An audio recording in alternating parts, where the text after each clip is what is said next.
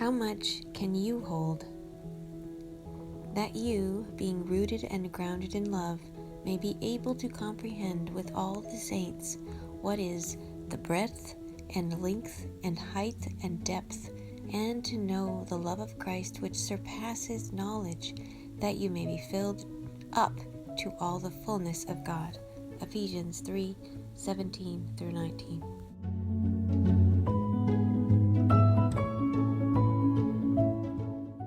Steve Hill wrote that 20 years ago, he heard a sermon that he'll never forget. The preacher was young, dedicated, and fervent follower of Jesus. He stood before the congregation, lifted up his head, opened his mouth wide, and belted out, "God is big." He would make a comparative statement about things that were big, such as the universe, the species of the world, the vast oceans, and then raising both hands in the air, he would scream out, "God is big." I remember feeling the impact of the enormity of God and His goodness.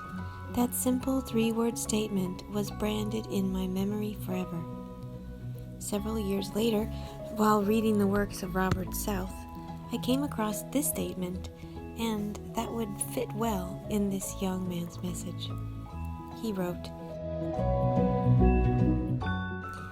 "We have a very lame and imperfect conception of our great God, and the reason is very clear.